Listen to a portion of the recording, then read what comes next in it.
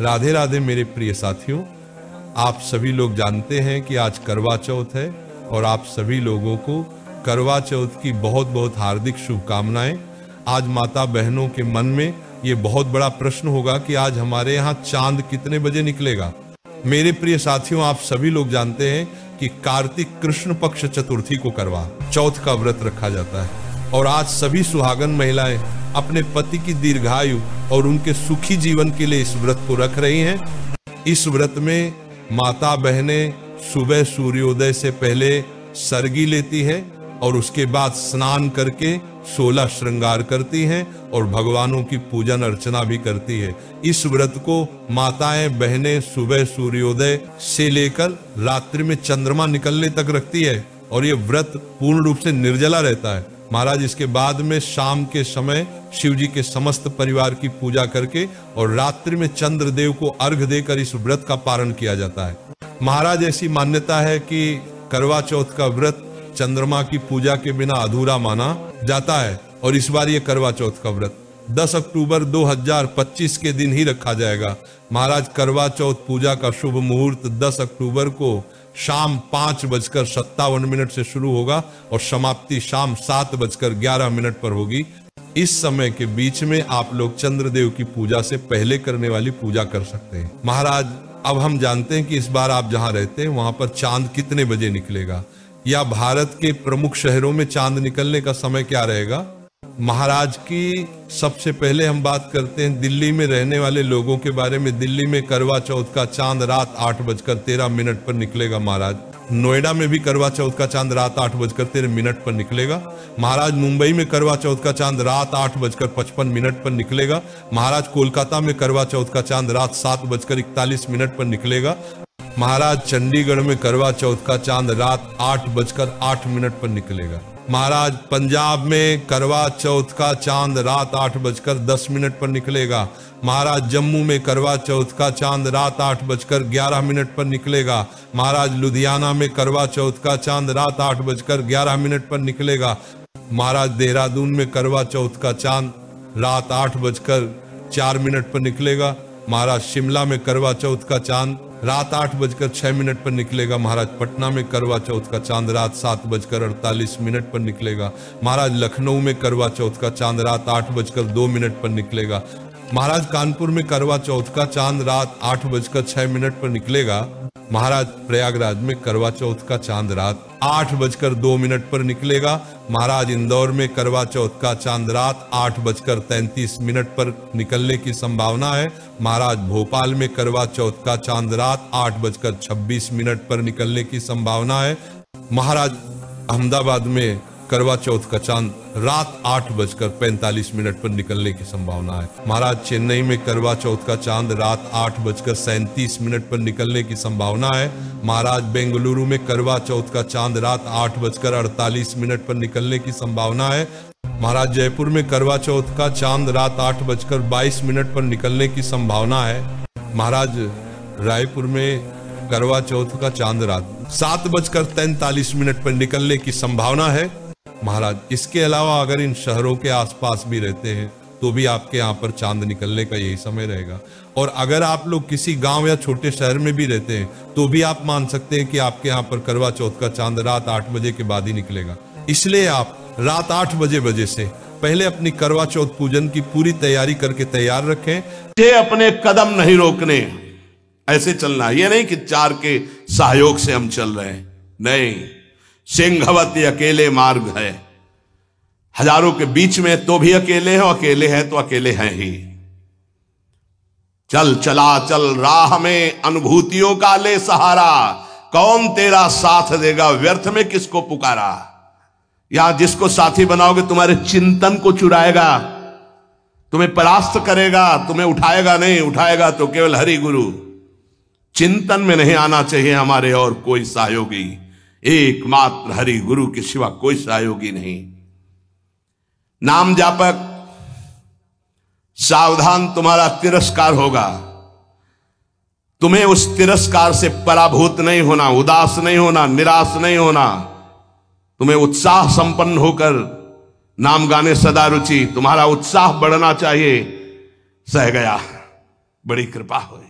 जैसे कोई किसी ने गाली दिया, उपहास किया, तो आप निकल गए तो आपके हृदय में शीतलता आएगी, सह गया, क्रॉस हो गए, एक परीक्षा में पास हुए। राधा राधा राधा, बड़ी कृपा श्री जी की। उसने बहुत अपमान किया, तिरस्कार किया और हमको क्रोधित करने की चेष्टा की, लेकिन हृदय में क्रोध नहीं आया, बचा लिया श्री जी ने। नाम की बड़ी कृपा, बड़ा आनंद आएगा, देख लेना।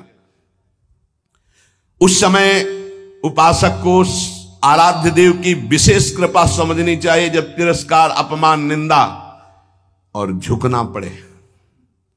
झुक गए तो उठ जाओगे, और उठ गए तो टूट जाओगे। ये मार्ग है, समझना। संसारी आदमी क्या देखा, झुका दिया ना, हाँ भैया हम झुक गए। जे ही तुम झुके तो इतने ऊंचे उठा दिए जाओगे कि वो देख नहीं पाएगा, वो ऐसे भी नहीं देख पाएगा, इतने ऊंचे उठ जाओगे। ये मार्ग का रहस्य समझना। जो इस मार्ग में है कि झुक नहीं सकता तो टूटना पड़ेगा, ये माया रौंद देगी तुम्हें। तृणादपि सुनीचेन, झुकना पड़ेगा। झुको, झुकने से ही तुम निकल जाओगे और ऐसी ऊंचाई पर चढ़ जाओगे कि कोई तुम्हें झुका नहीं सकेगा। वो समय आएगा। अतएव इस नाम की महिमा सुनने के बाद यदि नाम में प्रीति नहीं हुई तो पक्का दुर्भाग्य बहुत जोर का है। सदा सर्वत्रास्ते ननु विमलमाद्यम तब पदम तथापेकम स्तोकम नहीं भवतरो पत्रम अभिनत क्षणम जिह्वाग्रस्थम तव तु भगवन्नाम निखिलम समूलम संसारम कृसति कतरत सेव्य मनयो। यद्यपि नाम बहुत पवित्र महामहिम है, निष्कल है, निष्कारण है, ब्रह्म स्वरूप है, तथापि महामहिम करुणामय है, इसलिए घोर पापी की भी जिह्वा नाम को ले सकती है। पर वही नामी सर्वत्र विराजमान है, किसी के भी दुख नहीं मिटा रहा। ध्यान देने का विषय। सर्वदा सर्वत्रास्ते ननु विमलमाद्यम तव पदम, यही परम पद स्वरूप भगवान सबके हृदय में विराजमान, लेकिन सकल जीव जग दीन दुखारी, सबके हृदय अछत विकारी, गोस्वामी जी लिख रहे हैं। लेकिन सकल जीव जग दीन दुखारी, क्यों ऐसा? बोले तहां बेदस कारण राखा, भजन प्रभाव संत श्रुति भाखा। भगवान के होने पर दुर्गति नहीं रुकी, लेकिन सदगुरु के हो जाने पर जो नाम दे दिया, आप सदगति नहीं रुक सकती। प्रभु ये देख लिया कि आपसे भी बढ़कर महिमाशाली और करुणा में आपका नाम है, पर यह है तो आपके हेतु की ही कृपा कि हमारी जिह्वा पर आपका नाम आया, आप हमें गुरुदेव रूप से मिले। अब ये नाम संपूर्ण संसार को जो अविद्या सजाती है, इस अविद्या को जड़ मूल से नष्ट कर देगा। अतः प्रभु हमने निर्णय किया है, महर्षियों ने निर्णय किया है कि आपसे बढ़कर के आपकी महिमा, आपका गुण, आपका प्रेम समुद्र जो स्वरूप है, उससे भी बढ़कर के नाम है। क्योंकि आपके होते हुए दुर्गति नहीं रुकी, लेकिन जब नाम हमारी जिह्वा पे आ गया तो सब बात बन गई। आपन्न संस्कृतिम घोराम यन्नाम विविशो गृणन ततः सद्यो विमुच्येत यदि विभेति स्वयं भयम। हर जीव जन्म मृत्यु के चक्र में बड़ा घोर दुख प्राप्त कर रहा है। इस स्थिति में एक ही परम साधन साध्य महर्षियों ने निश्चय किया है, प्रभु का मंगलमय नाम।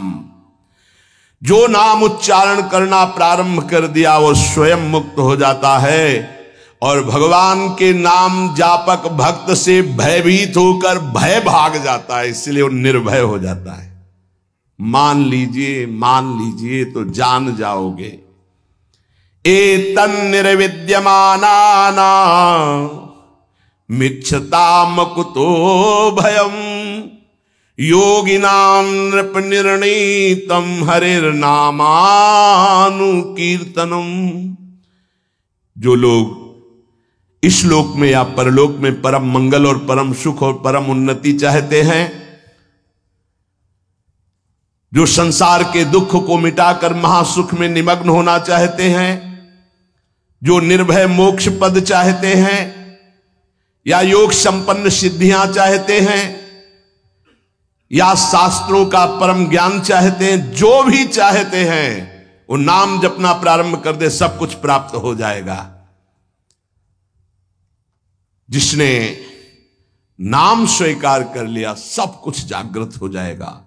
नैवं विधा पुरुषकार उरुक्रमस्य पुंसाम तदंगी रजसा जित सद्गुणानाम चित्रम विदूर विगतः सकृदा ददीत यन्नामधेय मधुना सजहाति बंधुम।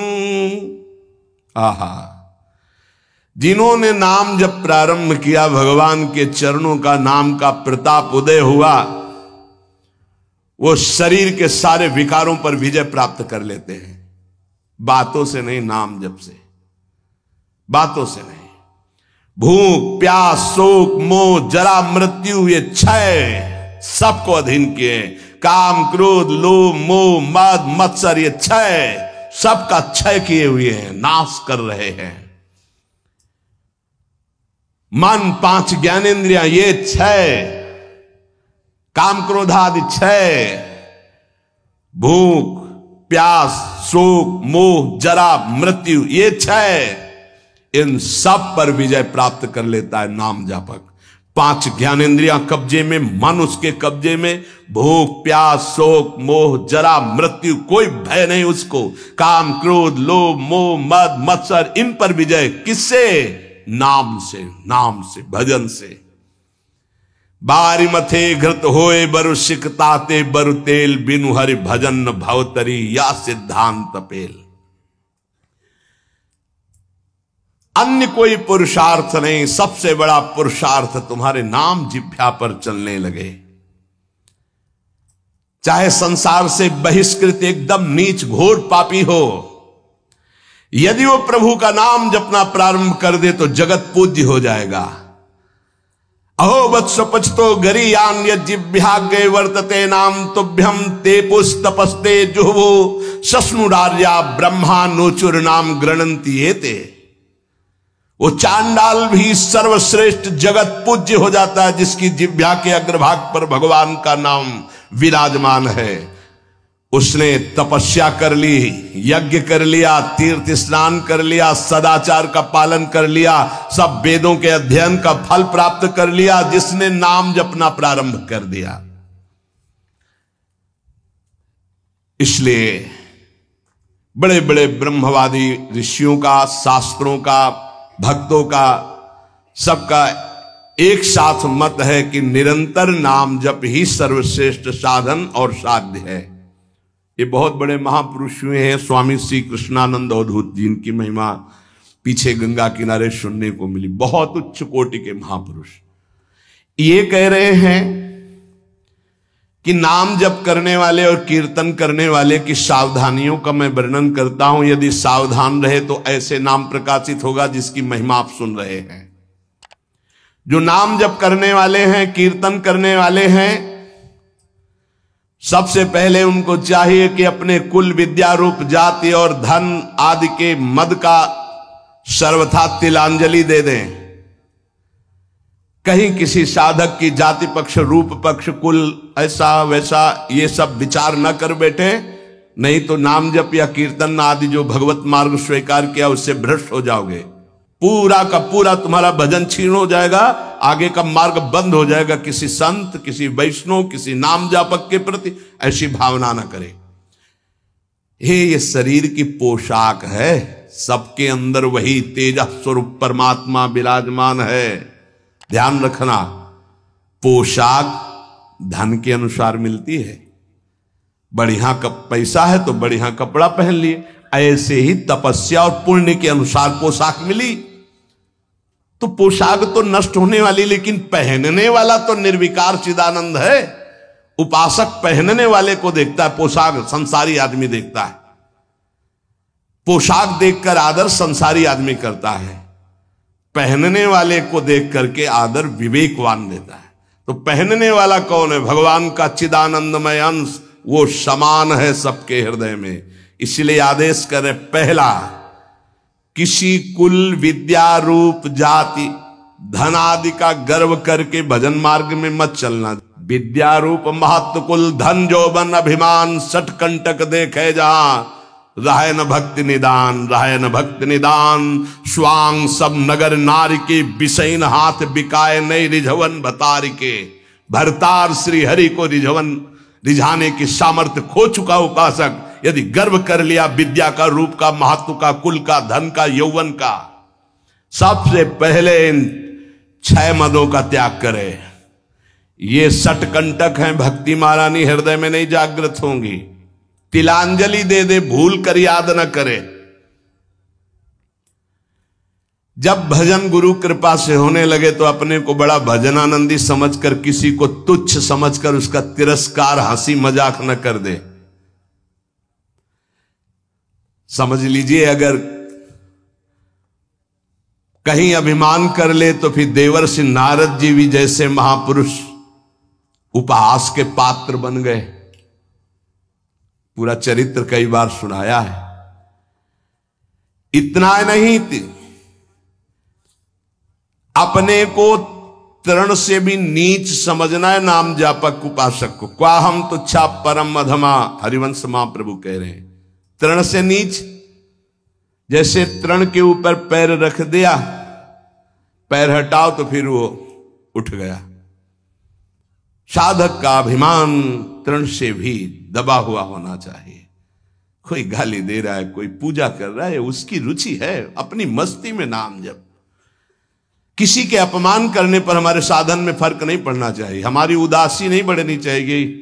अब क्या होगा, अब तो निंदा हो गई, अब तो अपमान हो, तो प्रशंसा के लिए साधना कर रहे थे क्या? हमारी साधना में, हमारी दिनचर्या में फर्क नहीं पड़ना चाहिए।